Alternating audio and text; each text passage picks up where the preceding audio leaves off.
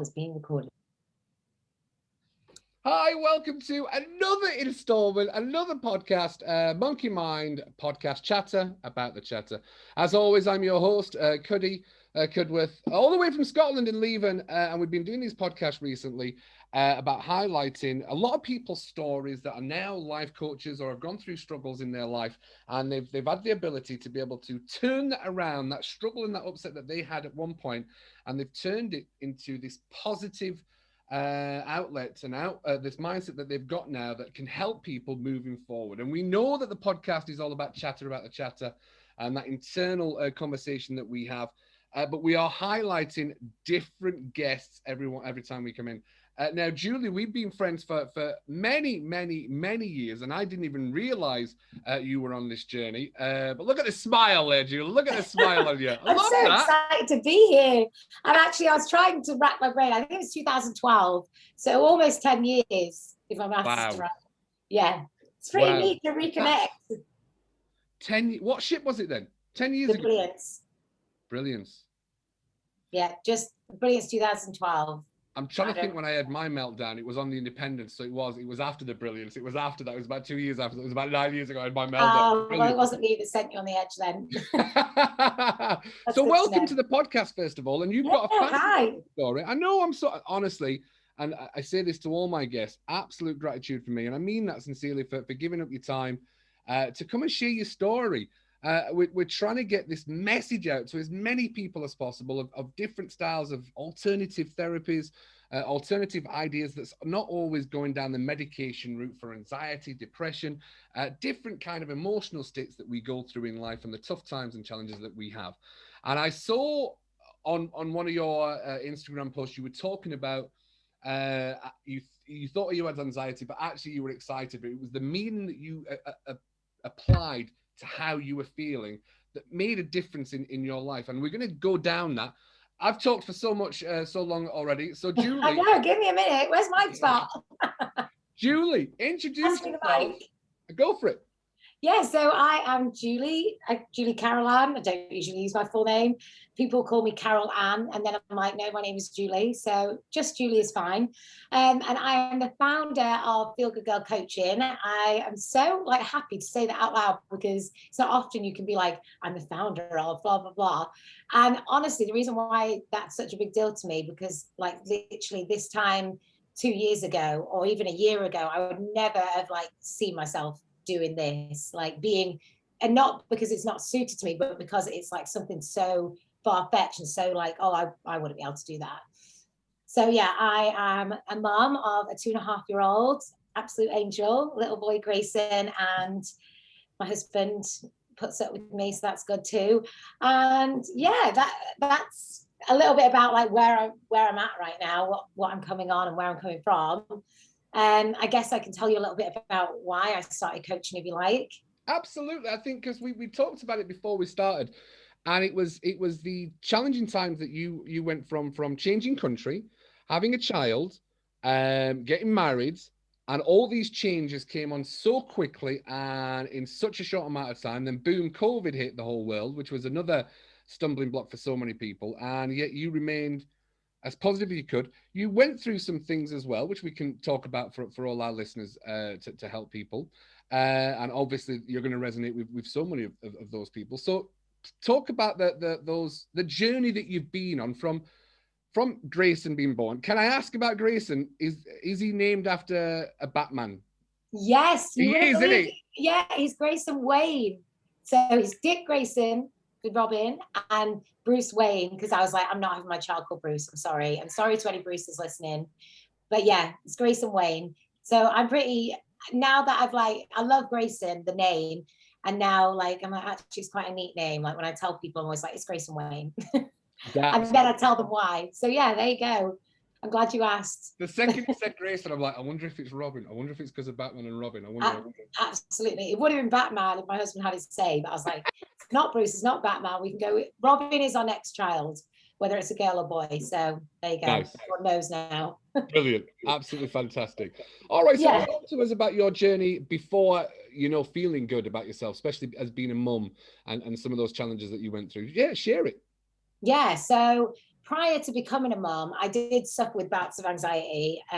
Definitely kind of came through when we were living and working in London, like quite a high intense like corporate job, and just like being in London, a city that like literally is so expensive for like a newlywed couple.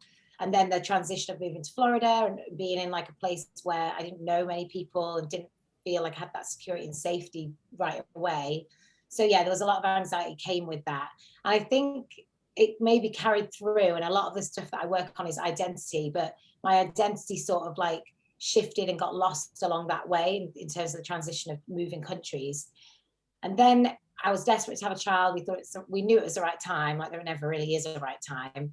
And when I fell pregnant, I was actually quite worried that like I would feel anxious or in that low mood kind of vibe during pregnancy, because I didn't want it to like have any negative effect for my pregnancy.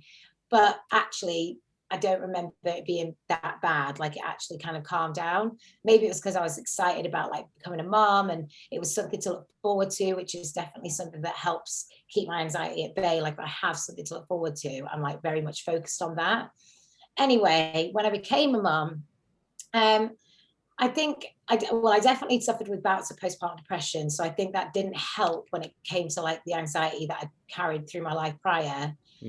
And actually, whether it's TMI, especially if you're a male and you might not want to know about breastfeeding, but with breastfeeding, there's actually something called DEMA, which is dysphoric milk reflex. No, now I'm tricking myself. It's DEMA. If you want to look it up, it's for anyone that's listening, it's called DMER.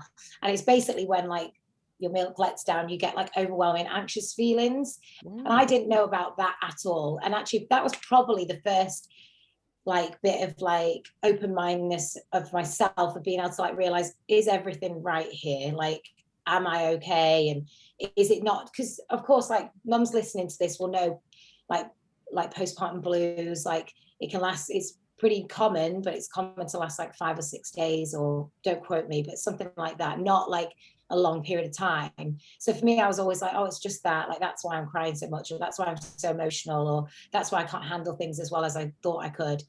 But then as it moved on and I had these other feelings from the steamer thing, I realized that like actually this isn't right, and like I don't feel strong. And when I spoke to my doctor, the initial thing, and I think a lot of the time it is what doctors say, especially in America, like take this and you'll feel better.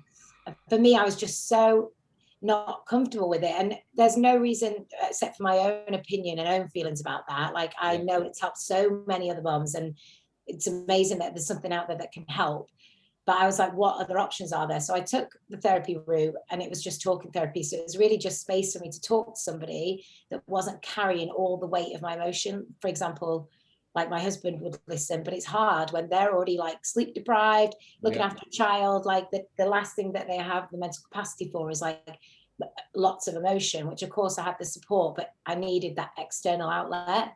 So yeah, I went to therapy, spoke to somebody, and that was actually really helpful, just to help me navigate those things I didn't feel like I could, like showing up to work and being like the best version of myself for my son, and still taking care of myself, like just being able to air everything else so I felt a bit lighter. And then I discovered coaching, and this was January 2020, so my son was just 1. And honestly, it changed my life. Like, it's just insane how much of an effect it had. And this was through Beachbody. It's a network marketing company, all about fitness, wellness, having somebody to keep you accountable, mentoring you in whatever way you need. And I think a lot of like my low points and like my anxiety was triggered by like how I felt about myself, and like how I felt about my identity. Like, who am I as a mom? Like, who do I want to show up as? I know I'm not party girl Julie, and I know I'm not like newlywed Julie. Who am I now? Like, I felt really lost, which then triggered old feelings of anxiety and like worry about being like good enough, and self-doubt, self-belief, low self-esteem, like all of those things. So anyway, the coaching really kicked things up a gear, and I started working out, which obviously has got so many benefits, like the feeling of feeling good, releasing your endorphins, seeing physical results, like all of that. And eating and fueling my body the right way as well made a huge difference than just emotionally eating like pizza and chocolate because it made me feel good for like a moment. What I have for breakfast is not good. I would love to have pizza with chocolate for breakfast. And like, don't get me wrong, there are occasions that's okay. But yeah, so that was like just over a year ago. And then as I started helping other women myself within my own community, I was like, this shit is like amazing. And I need to make sure that if there's any other mums out there like me that felt alone, that felt like if I told somebody how I was feeling, they'd say, well, you're not fit to be a mum, which is just awful. But I knew now I know it's not true, but it's not how you feel in the moment, is it? You want to be perfect. You want to be a good enough mum, which I absolutely was. It's just, that's not what my own chitter chatter was saying, right? That's what I want to talk about. Yeah. Yeah. And then that's led me to where I am right now, to actually launch my own business where I can curate the content and the coaching programs that I feel are most powerful and that can help mums alongside Beach. But I still do bits and bobs of that because I still truly believe that fitness can change a lot of things for people, especially like postpartum. So yeah, that feels like I've just like offloaded, but yeah, I think I've covered most things. Honestly, thank you so much for sharing. Brilliant. Let's talk about the chitter chatter, even though the podcast is called Chatter About the Chatter. Oh, sorry about that. Show's going to be called Chitter Chatter. It's chatter, same thing, right? Sorry, got the branding wrong, guys. So the chatter that you had when you said it yourself, that one thought pops up, that little monkey pops up and says, but you're not a good enough mum because you were supposed to do this. How did that manifest from one thought which is not real? I always call a lot of those negative thoughts fake news. It's fake news. And if you don't know how to distinguish between an empowering thought and a negative thought, which everybody has, and they still come in, and I'm always very honest, no, I still have negative thoughts. I just know that I don't need them. So boom, we'll let that one slide. That's not going to be part of my makeup today. And we let that one go because I'll have a better thought that comes along. For you, when you're a mum, you are tired. You are suffering with postpartum depression. Derma? DEMA. Well, actually, DEMA. I don't even remember what it stands for, but DMER. Okay. So you DEMA. Then on the top of that, walking in, that little monkey mind, which is an absolute arse biscuit. That's the polite word of saying it. Start saying, you're not a good mum. What does that do to you? Yeah, so it was crushing. And I think it was more so the fact that I didn't necessarily hear that I wasn't a good mum. I heard that like it's never going to get better. So like I was desperate to enjoy every moment. Like, and I think it's difficult when people see from the outside or just see snippets that it looks like it's always bad. As soon as you say you've had postpartum depression, like, oh, was it really hard? I had amazing days and weeks and months, but when it did creep in, it was hard. And yeah, it felt awful. And I think the reason it crushed my confidence so much, hence why I'm a confidence coach for moms, because that can look like so many different things for different people, is that it was just so like damaging to my confidence. Like this outgoing person that I was before that had so much self-belief, I was validating constantly by that monkey that was saying to me like, you're not good enough, or things are never going to change, like you're stuck, basically you're lost, all of those things. Every time I thought it, my own mind was validating it. Yeah. So eventually something changed and I was like, I have to change this myself. And I think that's maybe what it was. I was waiting for somebody else to help. And I mean, correct me if, we're all right in our own way, but I would say, correct me if I'm wrong, to say that you are the only person that can help yourself ultimately. Yep. Yes, go and get the help. Yes, go talk to a therapist, a doctor, a coach, but you have to make the change. Yep. And I was only ready to make the change in that January. It took me 4 months after connecting with my coach to say, yeah, okay, I'm going for it. Brilliant. And at that point, I'd started seeing a therapist, but they hadn't suggested this. I was like, I'm ready to do it now. Yeah. I think it's about like mentally being ready, or just even a tiny bit to like dabble a little bit and say like, okay, I'm going to give it a try to see what happens. And what was that defining moment? Was there a point where you looked at yourself and thought, why are you doing this to yourself? Or did you think, was there anything else going on when you looked at Grayson and thought, oh, well, I've got to turn this around for Grayson? Can you remember that point, the light switch? Because there's always a light switch at one point. My light switch, and I say this in most podcasts, was my wife. I didn't know what I was going through was making her suffer. That I didn't know. I thought I was holding it all in. I was being the man, and I was just trying to get through. And I say in every podcast, I'm fine. I'm fine. It's not me. It's everybody else. Yeah. That I'm fine is like the international code for you need to get help. Yeah. Oh my God. You Yeah. shouldn't Or be I'm allowed to say it. The tired. second anyone says I'm fine, I'm like, yeah, they're not. They're not at all. So Yeah. what was it for you? My tough love, and I think tough love is the right way. But that again, that's just my opinion. Is so. What do you say to? What was it for you that was like, no? What was it? What was that moment? It was definitely for my family, my husband Yeah. and my son, because I knew it, whenever I had those low moments, it was going to affect them, like whether it was subconscious or whether it was like just the environment I was creating. And it was also the fact that I know social media is quite a big part of my journey because I was Terrible. coached online, Yeah. actually by a woman who lived down the road, but we met online. Brilliant. And I saw her doing it, and I saw her living like a life that I wanted, not necessarily to the T, but she was being a mom of actually 3 under 3, and she was like showing up as an authentic person. And I was like, I want that, and I want to live a life where I feel authentic and I'm not just doing things because I feel like I should be, which I think was a lot of the problem. So I think the light switch was seeing somebody else do it and show me that it was possible, and then eventually just convincing myself that this could be the way out of how I'm feeling, and just actually having the confidence to try it. And I was also speaking to a friend at the time, and she said, like, she knew me from my old party days, Wild Julie. And she was like, Wow, but what, Julie. Wild Julie? I know, I don't know why I put myself in that bracket.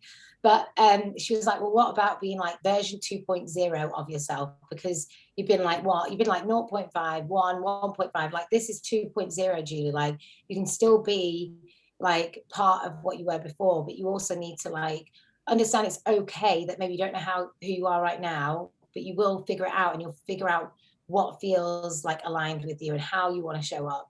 Mm-hmm. And I think it was just like I hadn't even like brought this up to anybody in person, so I was lacking community massively. Like, I have some amazing best friends in Tampa, but we were all in different seasons of our life, so I didn't feel like there was anybody else possibly feeling the way I was feeling. So until I reached out to my coach and realized it was like a community of other moms, I was like, oh my God, like, I'm actually not alone. There's a lot more women feeling like this.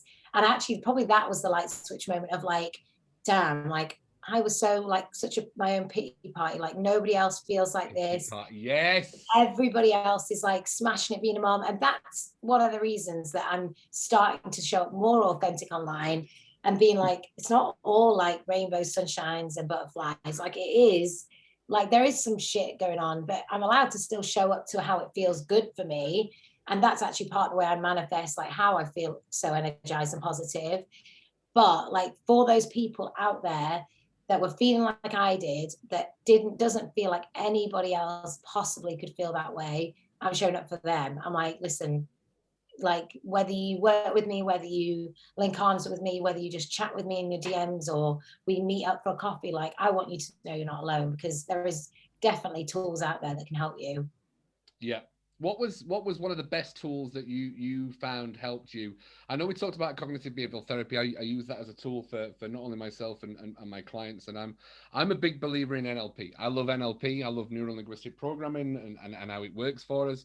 But what's one gift you can give to the listeners of this is what works for me? 2 things, even though you asked for one, I'm going to Good. give you 2. Buy one, get one free. So Love a first, bug bog off. Right. So the first thing that came to mind is community. 100% get yourself involved with a community that speaks to you. Don't just join any old community that's like a friends invite you to. Like, find one that's right for you, because people will be more open with strangers. People will support you like from arm's length over the internet. Like, I feel like having a community will keep you accountable to what you say you're going to do, because generally you talk to people about what you're working on and then you have somebody to come back to. And also having that like feeling like you're not alone.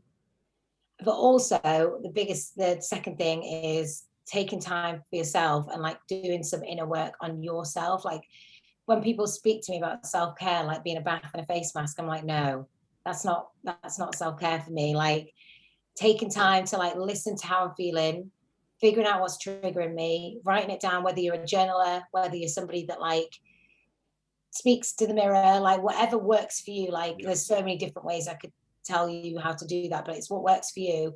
But like getting that crap out of your mind onto paper to somebody else, like verbal diarrhea, whatever, but taking that time to do that. I feel like so many women I speak to do not take the time. Then as soon as I say, like, do you have any time for yourself scheduled into your day? Not even scheduled. Like, why should you schedule that? Like, your kid goes to sleep at some point, right? Like, as soon as they're asleep, there's your time. Or wake up before they wake up. Like, there are so many other hours in the day that, you know, you just kind of like disregard and say you don't have time for yourself. I think once you start tapping into your mind and figuring out, like, what are those voices saying? Like, what's coming up for me daily, like what's triggering me, that's when you can start to identify where things aren't working and serving you. Yeah. I feel like that answered your question in the long. That's a great question. No, it was a great answer. No, it was a great answer. Thank you. Just, yeah. No, brilliant. Good. Yeah, no, honestly, thank you so much. Because when I started following you, I think, what's your husband's brother called? Was this before you muted me?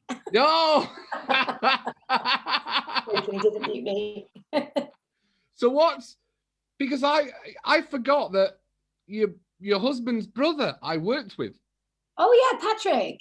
Shout out to Patrick Carolan. I completely forgot that there was a connection there through Patrick, because me and Patrick's been distant friends for years because we worked together. He was a good egg. Absolute good egg, amazing. Patrick. He's like such a fun brother-in-law. With his son and everything, and now, Patrick was great. So Patrick and your husband are brothers. Yeah, tag teams actually. Technically tag teams because they're wrestlers. That's absolutely fantastic. Brilliant. Yeah. Absolutely brilliant. So you obviously are always talking about other mums and mums in the situations that you've been and things like that. So I'm sure there's so many mums out there that absolutely resonate and be like, that was me. That was me. So if you've got any words of advice, not tips or anything like that, what would you say? Actually, I love this question. What would you say to you 2 years ago? 2 years ago now, you remember what that person was like 2 years ago. What would you say to her? I'd say take bloody action. Like, do what you say you're going to do, because I think a lot of the time I knew what I needed to do, but I was just in such a rut that I was like, no.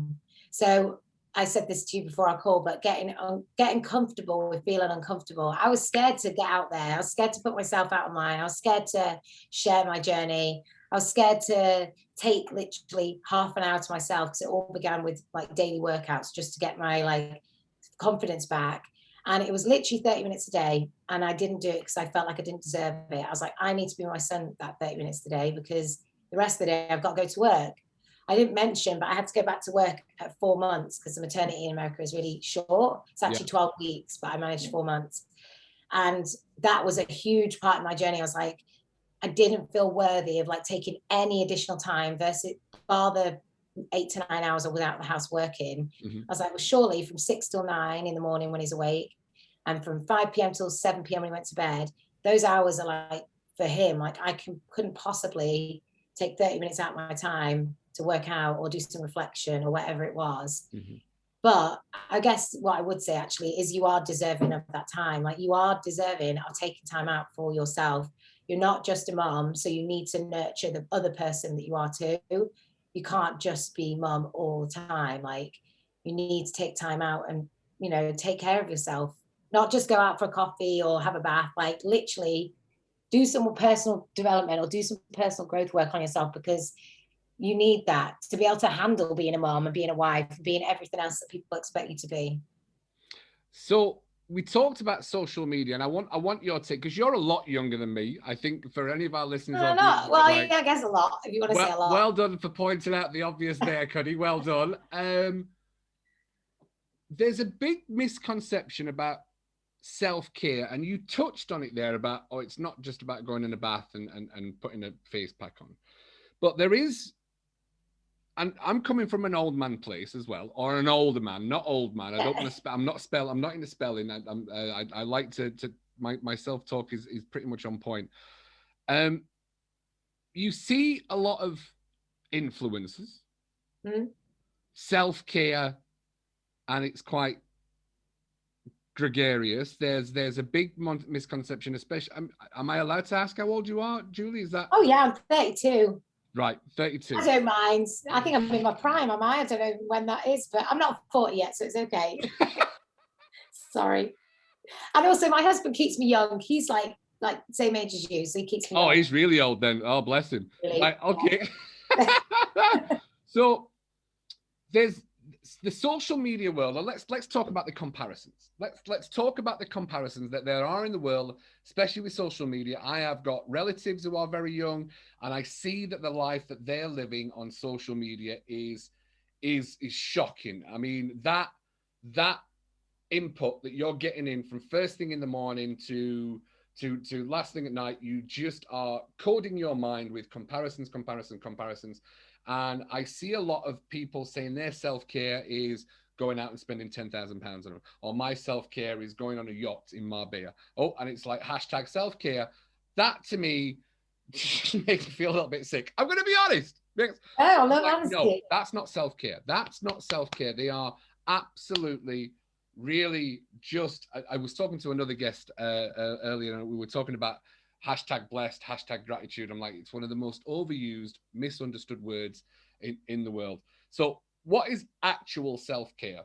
For a 32-year-old mom with a 2-year-old child called Grayson, what is actual self-care that's going to make a difference? Okay, this might sound crazy to some. I'm sure that other moms are like, what? This girl's a psycho. But getting up at like 5:30, because there's phases where Grayson will wake up at that time, but I'm saying 5:30 because it gives me like an hour to myself. So he gets up like 6:30. So yeah, having time to myself in my home with nobody else awake, working out is my like holy grail. That's my therapy. Like that's your anchor. Control. I can work out 30 minutes and I feel energized, focused. I feel switched on. I feel like I've been able to like clear my mind during that time. And as well as that, if I'm lucky and I'm able to squeeze some more self-care in, it would be listening to some kind of personal growth podcast, because you can learn so much. And I'm not like very academic in terms of like, I don't like picking up a book and reading. I learn very much by visual, like visually pleasing things. Like I don't kinesthetic. I don't particularly like to read like literature. So listening to somebody that can like pump me up, empower me, and make me feel like maybe sometimes it's a podcast that I can resonate with from my own personal journey, but also maybe it's just somebody that's telling me it's possible and like rooting for me, like giving me a pump up basically, like through my phone. Like, so listening to a podcast, like the best way to do that for me is like getting outside and walking. Again, exercise is like pure self-care for me, but getting outside and listening to like an audio book, personal growth, whatever, literature on my phone out loud. So as well, everybody else can benefit so they can hear it blasting out my stroller. But yeah, exercise, being outside for sure is self-care, because I also think that can apply to a lot of mums too, because a lot of us will stay indoors because it's easier, or stay in your own environment, whether that's the garden or in your street. But get outside, like go places, like let your mind wander a little bit, not even with your phone. Like that to me as well is self-care, like putting your phone on do not disturb mode, so you're not interrupted by comparison or by people that need you, because as a mum you're always needed. So yeah, those things are absolutely my self-care. I'm very clear about that because they are in my toolbox right at the top. They're reachable. As soon as I feel triggered or I feel like I'm going to spiral or fall into old habits, that's like my holy grail, top of the toolbox stuff. Yeah, good stuff. And audiobooks, have you got any favorite audiobooks? So the first book I ever listened to so part of my Beachbody, like vital behaviors and stuff that my coach kind of educated me on. Can I ask you about Beachbody? Is Beachbody Shaun T? Yeah, Shaun T. He's amazing. Yeah, Insanity. Yeah. Everyone on the ships would do Insanity, right? Yeah, Shaun T's part of Beachbody. So she would encourage me and keep me accountable to listening to like a book a month, or as like suggest a new book a month. So my first book was You're a Badass, which is a kind of by Jen Sakura. I always get her last name wrong. It's a yellow book. I got it. I see a yellow book. Maybe you've got it. And there's like other ones she's done in the sequel, like You're a Badass Making Money. Yes. Oh my God. That is the first book I always, and it comes from quite an entrepreneurial point of view as well. But if you're not a mom and if you're not an entrepreneurial mom, it's still so valuable and powerful. Mm-hmm. That one and The Energy Bus by John, maybe his name's John. Actually, I'm terrible at remembering names, but maybe it's John Maxwell, but that might be completely wrong. But it's definitely Maxwell's good. It's definitely Energy Bus. That like really, really resonated with me at the time that I was listening to it, because it's all about like the energies that you carry and like how carrying the wrong energies will just literally bite you in the ass and they won't serve you and you'll stay stagnant. Like, and I was like, I've got to change something. So all the times I was listening to the books, like sometimes I listen to like first chapter and be like, oh no, this isn't what I need to hear right now, even though it's amazing. Yeah. And then I'll listen to one that's like obviously appropriate for the season that I'm navigating. At the moment, I'm listening. I like that word. Oh, that's the sentence. Through the navigating. season I'm navigating. Oh, yes, I like that. I use that a lot. That's gold right there. I love using that. So, and you can steal it if you like. I can copyright it. But the book I'm listening to right now is by Rachel Hollis. She's an awesome author. She has loads of books and she's also a mom. And she has got a book called Girl, Stop Apologizing. Good. And that's me. Like I come from very much a place of being a people pleaser. I put myself last, even before being a mom. Like everyone else's like feelings and emotions come before mine. Now that I'm like listening to things like this book and like surrounding myself by communities that are like lifting me up, I'm like, actually, like, why the hell have I lived so long like that? Like I only get one life and I've lived so long trying to please everybody else. So it's basically about like stop apologizing for what you want to do. Yeah. It's amazing. And she's got lots of other books too. So is all the other authors I mentioned, if I even got the names in. Fantastic. But yeah, they're I could tell you loads. And my favorite podcast for the women listening to this and the people in the entrepreneurial space is Empower Her by Casey Fitzgerald. It's just amazing. Oh, nice. Good stuff. She has like a community as well, which has really helped me. So yeah. Brilliant. Absolutely fantastic. Lovely. Thank you so much. Now, we've known each other a long time. The one thing I do remember from the time that we did work together, don't do the embarrassment. Written this down. You used to come into my office all the time with a cheese jug. You came in with the Navigator we worked on. It wasn't the Brilliance, it was the Navigator. No, absolutely the Brilliance. I've never worked on the Navigator, but the Navigator is the same ship, so you just must be confused. No, it's not the same ship. You're confused. Brilliance and Navigator are two different classes. I've never worked on the Navigator. Guys, he's old. Don't worry about this. He's forgotten. I absolutely worked on the Brilliance. I could probably tell you all the people that are in the team so that you'd know. So worked with Lisa from Manchester. Oh, we worked with Paul. It was the Brilliance. It was the So, cheese jug. Okay, so what kind of cheese do you use to get a bear down from a tree? I don't know. What kind of cheese do you get a bear down from a tree? Camembert. Come on, bear. Come on, bear. Yes, I remembered it. There are quite a lot as well, but I must have just used them as icebreakers. It must have just been like a phase of my life. I was like, you know what, this will be hilarious. I'll just tell everyone cheese jokes. You literally, I don't think we ever had a conversation for about 2 months without you starting with a cheese joke.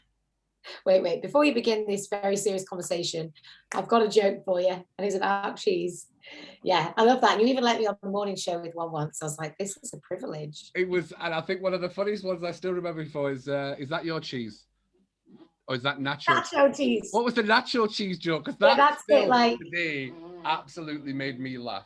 Like, nacho cheese. Like, or there's the what kind of cheese do you see in the mirror or something like that? Halloumi. Now I'm getting really confused with the punchlines, so let's quit while we're ahead on that one. Perfect, not a problem. Julie, thank you so much for sharing your time. Time is precious, and you gave us that for free. Thank you very much. You're welcome. You're welcome. I enjoyed it. I really enjoyed it. I'm getting more, like I say, comfortable feeling uncomfortable. And one of the things that sometimes can make me feel uncomfortable is getting vulnerable about, you know, where I was at before I became more confident and had a better positive mindset and was in control. So it's scary talking about that. But if I can help like I know it's so cheesy to say, but if I can help one person, like if one person is listening to this and it's like, oh my God, I'm not alone, you know, feel free to reach out to me. But even if you don't, like, know that you're not alone. Like, you have got tools out there. There are so many. Like, it's just about being open and available to them and taking action. Perfect. Julie, how do we get in contact with you? So my main platform is Instagram. So it's at Julie Carolan Coaching. And Facebook, I have a Facebook group, the Feel Good Girl Coaching Hub. So that's a hub for like coaching tips, mama community.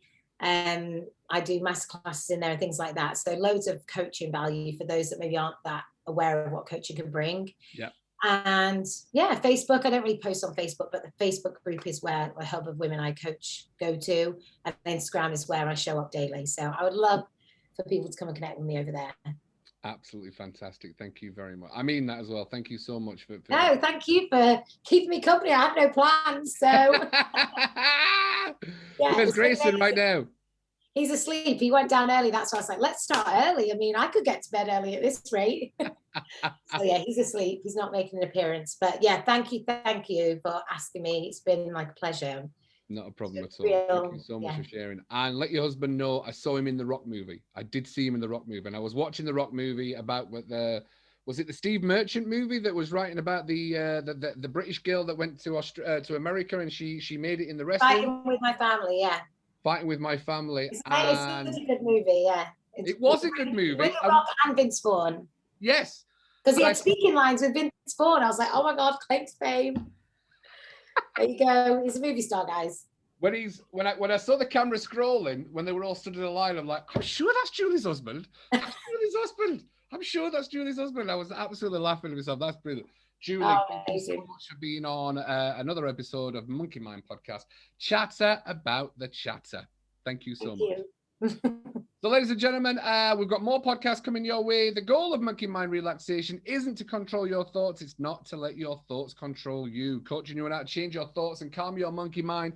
Join the Facebook group, like and subscribe. We're on Spotify and lots of other. You said I'm not on Apple yet, I think, Julie, because you were looking for me, right? I don't think so. So get yourself on Apple. It's coming. It's coming on Anchor and all streaming availabilities. Big love from Cuddy. As always, thank you so much. And I'll see you on the next podcast. Ciao for now.